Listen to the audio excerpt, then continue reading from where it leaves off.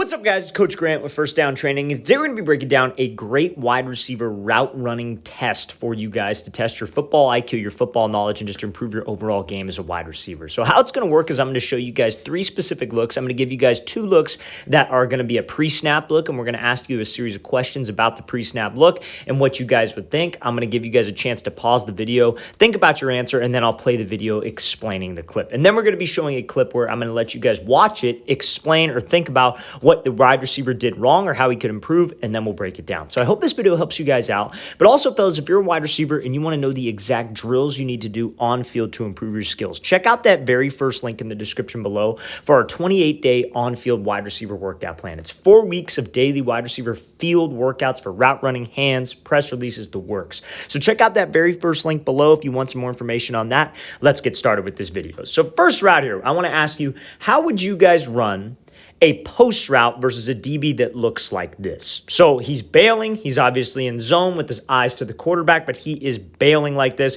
and right over the top. So and he's outside leverage. So how would you guys run a post route versus this specific look? So you guys can go ahead and pause the video. If you're not familiar with the quiz style, I'm going to let you guys pause the video, think about your answers, and then I'm going to break it down. So you guys can go ahead and pause that video.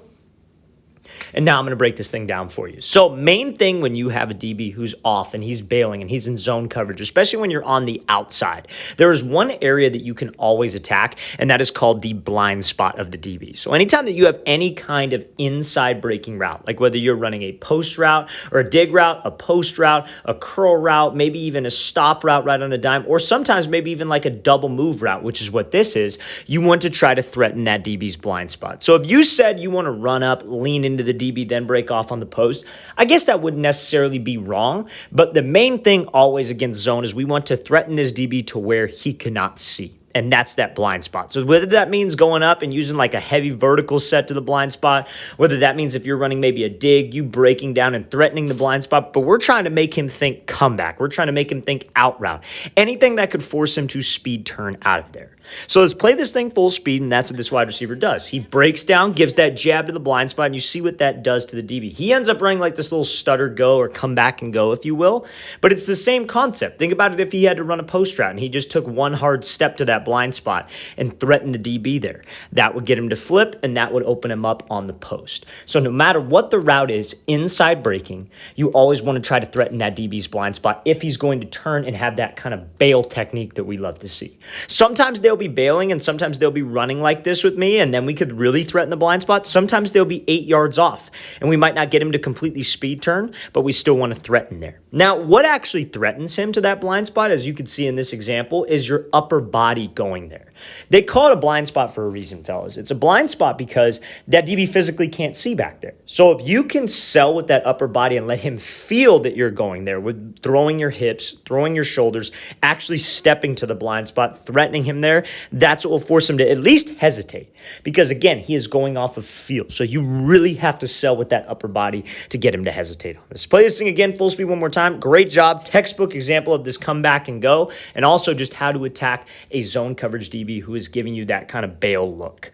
So now, this is the route I wanted to show you guys, where we're going to play the route full speed. Then I want you guys to think about what this wide receiver did wrong, how he could improve on this route, and then we'll talk about it. So I'm going to play it probably 2 times. So he's running a comeback route, gives this press release off the line, and this is the break point. We're mainly focused on that break point. I'm going to play it one more time, and then you guys can think about what he did wrong. So it comes up into this break, and that's the end of the route. So let's think about this. What do you think that wide receiver on that rep could have done better? You guys can go ahead and pause the video, and then I'll break this thing down for you.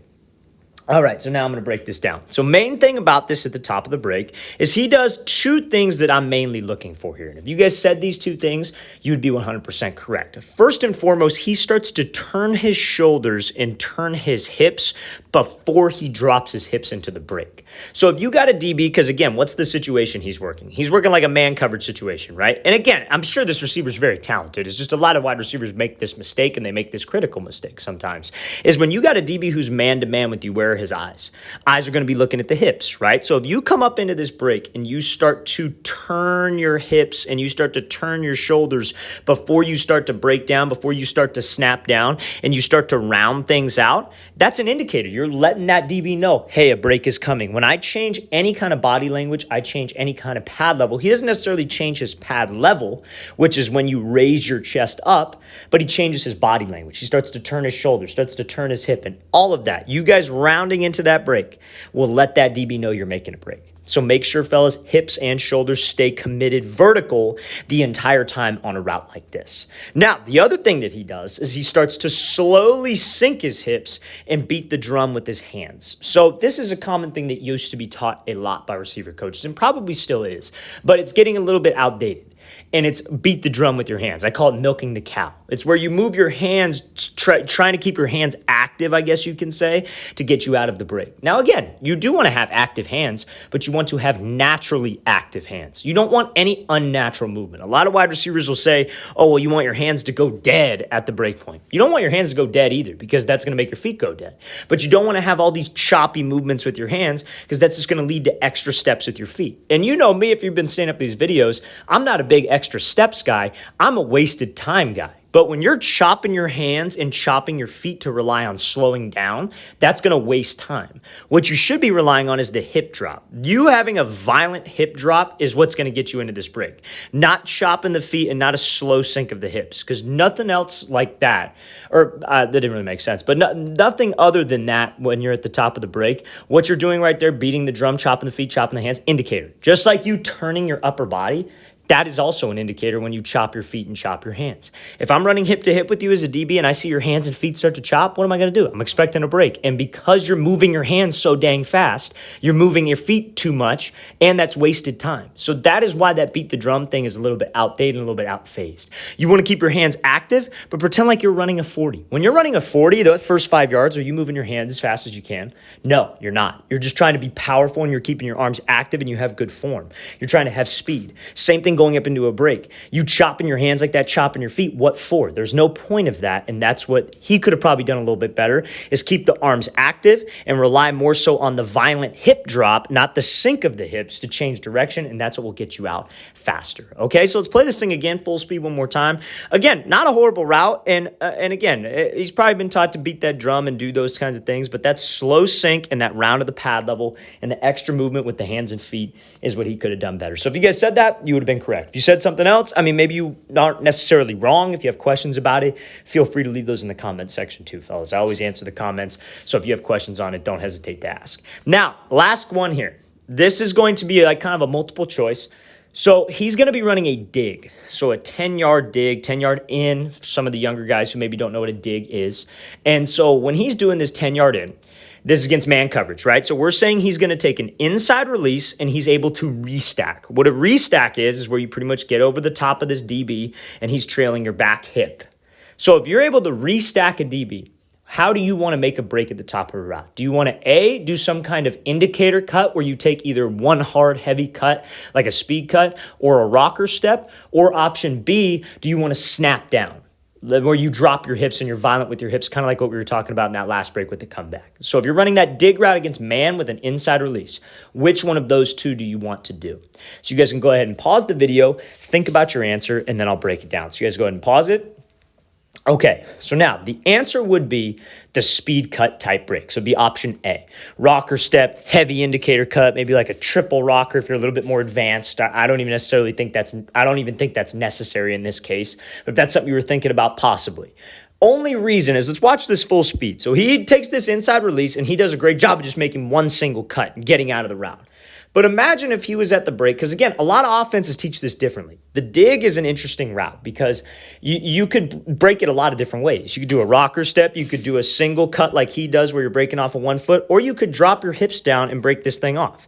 Now, there are some digs where like it's a basic where you're supposed to get out right at 10, and then there are some digs where it's like a dagger where you break at 10 up to 12 and it's two separate speed cuts. It's like a post break, then a 90-degree break. That's not this situation. This is more like the basic, if you will. So when you're in man, though, and you're able to restack, or you maybe have him trailing you a little bit, if you snap down and try to break down, that's just creating extra time for yourself. I think we all can agree just a one single cut is faster than you dropping your hips and taking extra steps. Now, again, maybe if you took the outside release and he was inside shade, you took the outside release and he was hip to hip, you'd want to drop your hips so you could slip underneath and make a tighter change of direction.